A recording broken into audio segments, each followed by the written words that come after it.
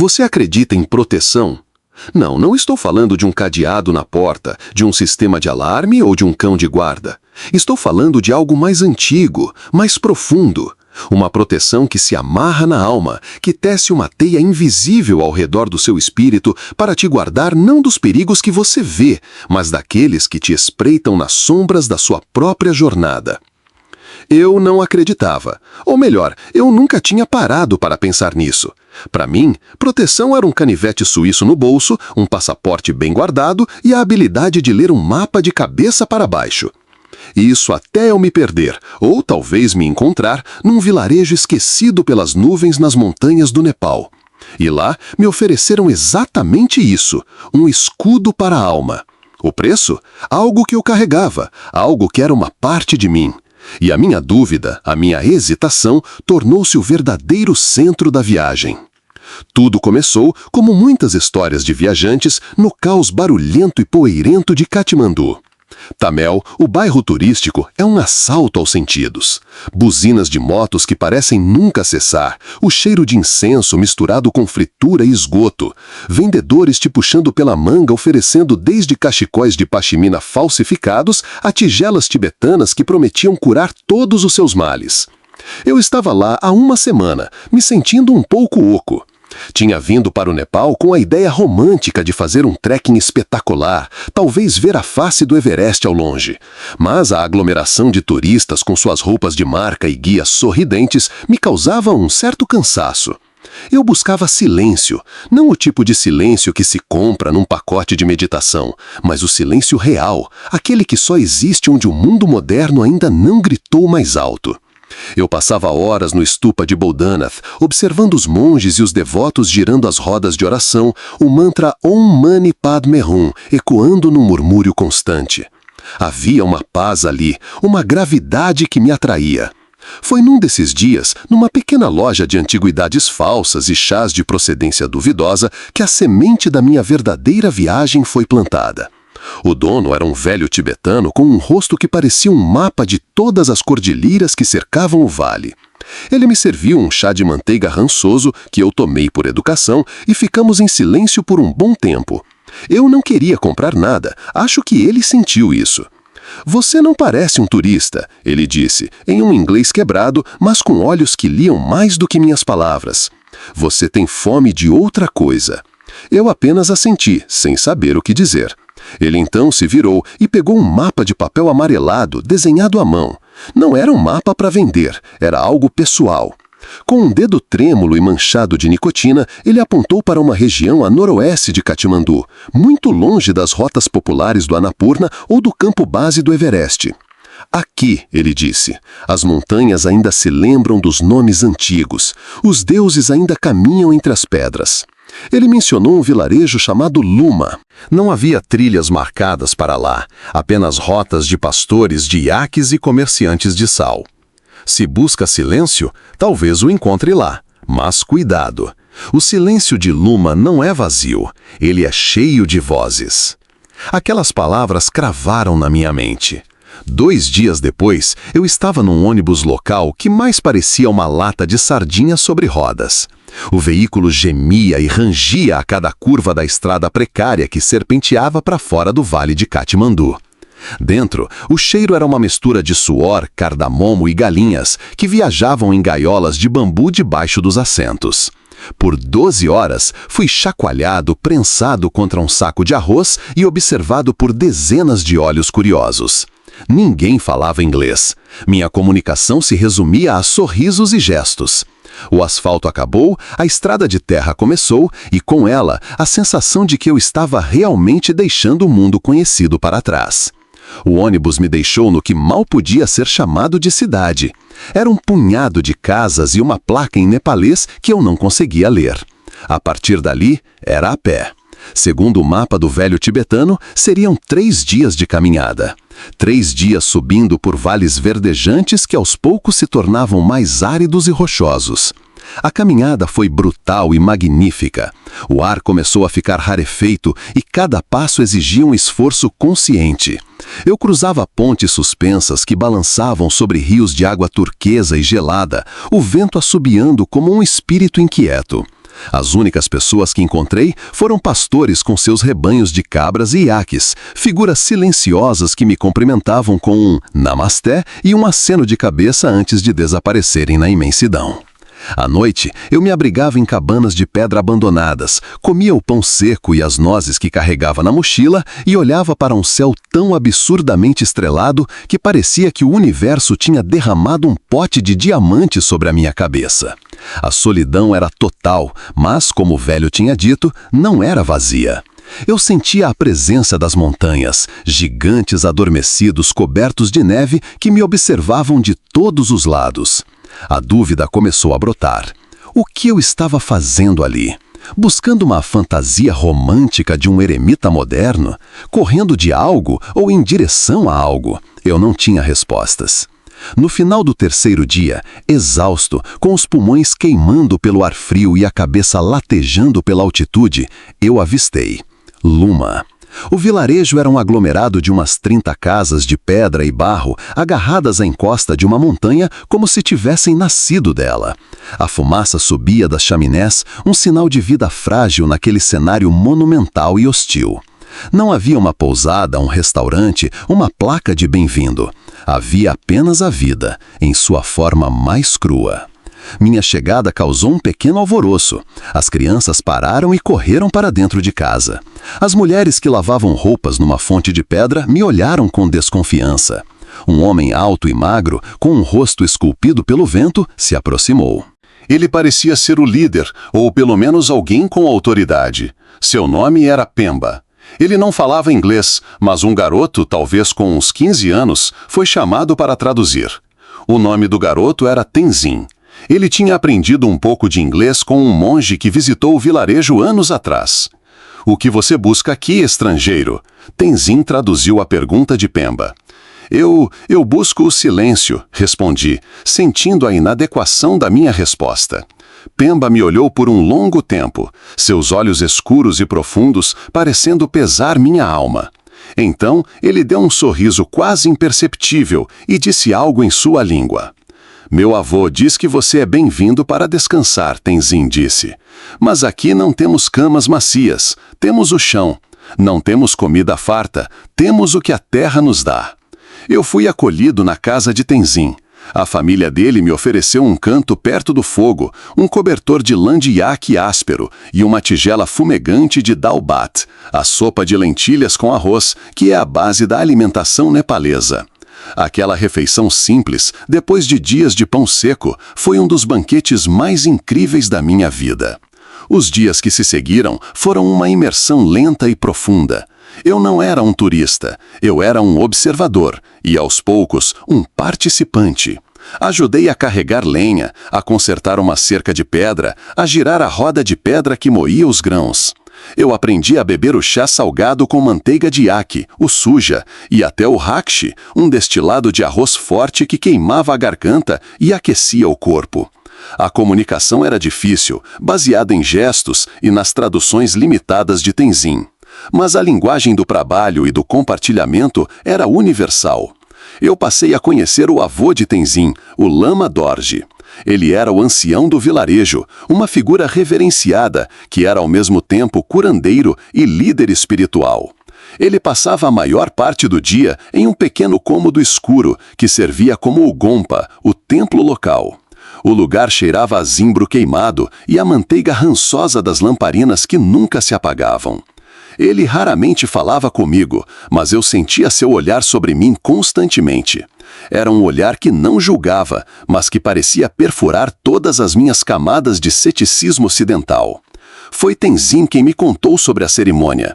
Acontecia uma vez por ano, durante a lua cheia de outono. Era um ritual para proteger o vilarejo dos maus espíritos, das doenças, das avalanches e da fome durante o inverno rigoroso que se aproximava. "É uma noite muito importante", ele disse, com uma seriedade que eu nunca tinha visto nele. "O Lama Dorje conversa com os espíritos da montanha. Ele pede a bênção deles."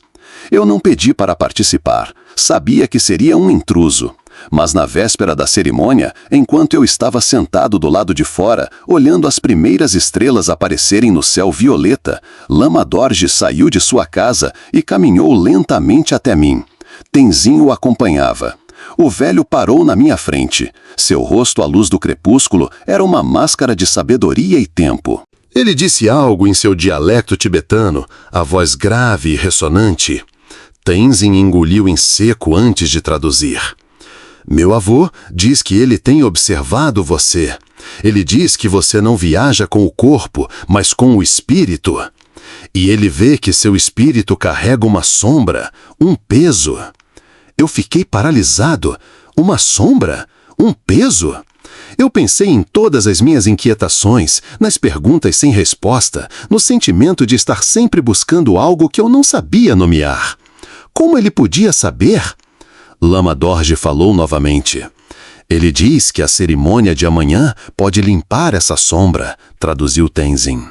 Ele pode tecer uma proteção ao seu redor, uma bênção das montanhas, para que seu caminho seja mais claro. Meu coração começou a bater mais forte. Um misto de fascínio e pânico tomou conta de mim. Aquilo era exatamente o tipo de experiência autêntica e profunda que eu, no fundo, buscava. Mas era real? E qual era o preço? O que eu preciso fazer? Perguntei, a voz um pouco trêmula. Lama Dorje me olhou diretamente nos olhos. E então ele estendeu a mão, não para pedir dinheiro, mas com a palma virada para cima, num gesto de troca.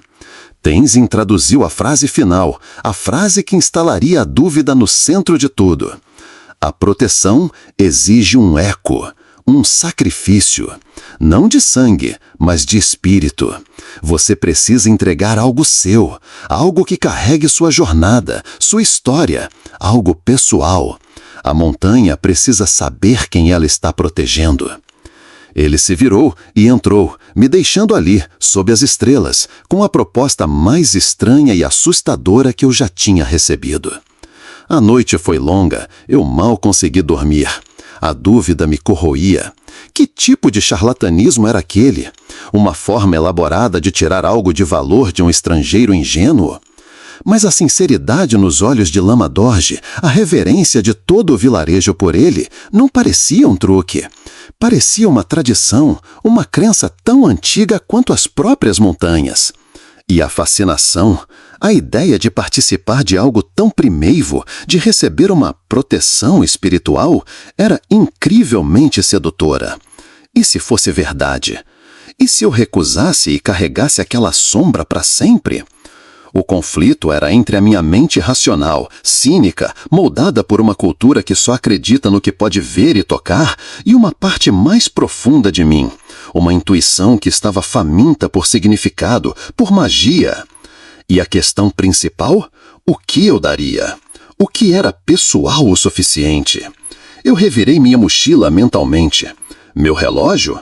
Era caro, mas era só um objeto. Meu passaporte? Essencial, mas impessoal. Minha câmera? Era minha ferramenta para registrar o mundo, mas não para registrar a mim mesmo. Então, eu lembrei. Havia um objeto na minha mochila que se encaixava perfeitamente na descrição. E a ideia de entregá-lo me causou um frio na espinha. Era um diário. Um caderno de capa de couro, já gasto e manchada, que me acompanhava há quase 5 anos. Nele não havia apenas descrições de lugares. Havia meus medos mais secretos, minhas esperanças mais ingênuas, minhas reflexões mais sombrias, cartas que eu nunca enviei, poemas ruins, desabafos, a crônica da minha transformação de um jovem perdido a um viajante, perdido de uma forma diferente. Aquele diário continha mais da minha alma do que qualquer outro objeto que eu possuía. Entregá-lo seria como entregar uma parte da minha memória, da minha identidade. Seria um sacrifício real. A decisão me manteve acordado até o amanhecer. Entregar o diário significava confiar cegamente. Significava abandonar o registro do meu passado em troca de uma promessa para o meu futuro. Era um ato de fé ou de estupidez monumental. No dia seguinte, o vilarejo estava diferente. Havia uma tensão solene no ar. Ninguém trabalhava nos campos, as pessoas se moviam em silêncio, preparando-se. Ao anoitecer, fogueiras foram acesas no centro do vilarejo. O som baixo e gutural de um tambor começou a ecoar, vindo da casa de Lama Dorji. Tenzin veio me buscar. Ele não perguntou sobre minha decisão. Seus olhos apenas me questionaram em silêncio. Eu assenti, peguei minha pequena mochila e o segui. Dentro dela, o diário pesava como uma âncora. O Gompa estava lotado. O ar era denso com o cheiro de fumaça de zimbro e o suor de corpos comprimidos no pequeno espaço. As únicas luzes vinham das lamparinas de manteiga, que lançavam sombras dançantes nas paredes de pedra e nos rostos dos presentes. Lama Dorji estava sentado em uma plataforma baixa, vestindo trajes cerimoniais de seda escura e um chapéu ornamentado.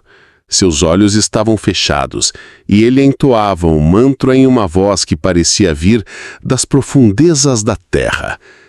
O tambor continuava a batida hipnótica, acompanhado pelo toque ocasional de um pequeno sino de bronze. Eu me sentei num canto, sentindo-me completamente fora de lugar. Um alienígena observando um ritual de outro planeta. A cerimônia se desenrolou por horas. Houve oferendas de arroz, farinha e água. Os cânticos aumentaram de intensidade e, em certo momento, tive a sensação de que as paredes do cômodo vibravam. As pessoas balançavam para frente e para trás, de olhos fechados, completamente imersas. Eu não entendia nada, mas sentia tudo. Sentia a fé, a esperança, o medo e a devoção daquela comunidade unida contra as forças de um mundo implacável. Então, o momento chegou. O tambor silenciou. Os cânticos pararam. Um silêncio pesado caiu sobre o cômodo. Lama Dorji abriu os olhos e olhou diretamente para mim. Todos os rostos se viraram na minha direção. O coração parecia que ia sair pela boca. Tenzin, ao meu lado, sussurrou. Agora. Com as pernas trêmulas, eu me levantei e caminhei até o centro do cômodo. Parei diante do velho lama. A dúvida e o fascínio travavam uma batalha final dentro de mim. Isso é uma loucura. Dê meia volta e saia daqui. Mas os olhos dele... Não havia truque ali. Havia apenas uma presença imensa. Eu me ajoelhei, abri minha mochila e, com as mãos trêmulas, retirei o diário de capa de couro. Ele pareceu incrivelmente pequeno e insignificante naquele momento. Eu o segurei por um instante, sentindo o peso de 5 anos de vida entre meus dedos. Então, com um gesto de entrega total, eu o estendi para Lama Dorji. Ele não o pegou imediatamente. Ele primeiro olhou para o diário, depois para os meus olhos, como se quisesse ter certeza de que eu entendia o que estava fazendo. Eu assenti, um gesto quase imperceptível. Ele então pegou o caderno com as 2 mãos, com uma delicadeza surpreendente. Ele não o abriu, não tentou ler, apenas o segurou perto do peito e fechou os olhos, como se estivesse sentindo a energia que emanava dele. Ele começou a entoar um novo mantra, muito mais baixo e pessoal do que os anteriores. Era apenas para mim. Ele pegou um pequeno pote de barro, molhou o dedo em uma pasta escura e desenhou um símbolo na minha testa. A pasta era fria e tinha um cheiro forte de ervas. Então, ele pegou um fio de lã vermelha e o amarrou firmemente no meu pulso direito. Enquanto amarrava, ele sussurrava palavras que o vento parecia levar para dentro de mim. Quando terminou, ele me olhou mais uma vez e fez um leve aceno de cabeça. Estava feito. Eu me levantei e voltei para o meu lugar, sentindo-me estranhamente leve, vazio. O espaço na minha mochila agora parecia um buraco negro. A cerimônia continuou por mais 1 hora, mas eu mal prestei atenção. Estava perdido em meus próprios pensamentos, no eco da minha decisão. Na manhã seguinte, quando acordei, o fio vermelho no meu pulso era a única prova física do que tinha acontecido. O vilarejo tinha voltado ao normal. As mulheres lavavam roupa, os homens se preparavam para ir aos campos. Era como se a noite mágica nunca tivesse existido. Eu procurei Tenzin. E agora? Perguntei. Agora você segue seu caminho, ele disse, com um sorriso simples. A proteção não é uma jaula, é um par de asas que você não vê. Eu perguntei o que aconteceria com o meu diário. Ficará com meu avô, guardado com outras ofertas de outras gerações. Não será lido, será respeitado. A sua história agora faz parte da história da montanha. Aquilo me deu um conforto inesperado. Minhas palavras, meus segredos, não seriam expostos, mas sim absorvidos por algo maior. Eu passei mais 2 dias em Luma, mas algo havia mudado. Ou melhor, eu havia mudado. A inquietação, a sombra que Lama Dorje tinha visto, parecia ter se dissipado. Não foi uma cura milagrosa, um raio de luz divino. Foi mais sutil. Foi a substituição da dúvida por uma aceitação silenciosa. A sensação de que eu não precisava mais carregar todo o peso do meu passado nas costas, porque eu o tinha deixado, voluntariamente, em um lugar seguro. A despedida foi tão simples quanto a chegada. Agradeci a Pemba, a mãe de Tenzin, dei a eles um pequeno canivete suíço que eu tinha, não como pagamento, mas como um presente, um símbolo de amizade. Tenzin me acompanhou por alguns quilômetros na trilha de volta. Você voltará um dia? Ele perguntou. Eu não sei, respondi, e era a verdade. Mas uma parte de mim ficará aqui para sempre. Ele sorriu como se entendesse perfeitamente.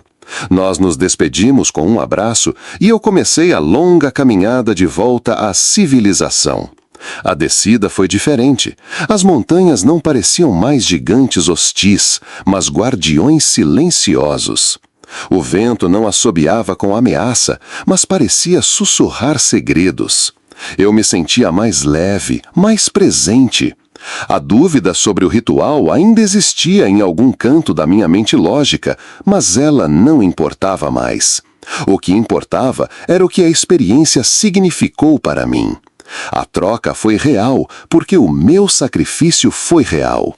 Eu entreguei meu passado documentado em troca da permissão para viver o futuro com mais leveza. Meses depois, já em outro continente, vivendo outra vida, eu ainda carrego o fio vermelho desbotado no meu pulso. Ele é um lembrete constante. Um lembrete de que a verdadeira proteção não é algo que te impede de cair, mas algo que te dá a certeza de que você tem a força para se levantar. A cerimônia em Luma não me deu um escudo mágico. Ela me deu algo muito mais poderoso. A memória de um momento em que eu escolhi a fé em vez do medo, a entrega em vez do controle.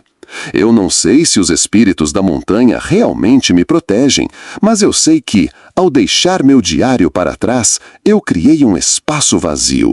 E esse espaço eu tenho preenchido, desde então, não com mais dúvidas, mas com mais vida. A sombra não desapareceu do mundo, mas eu aprendi a caminhar ao lado dela, sem medo, apenas com um fascínio silencioso pela jornada que ainda tenho pela frente. E essa, talvez, seja a única proteção que realmente importa.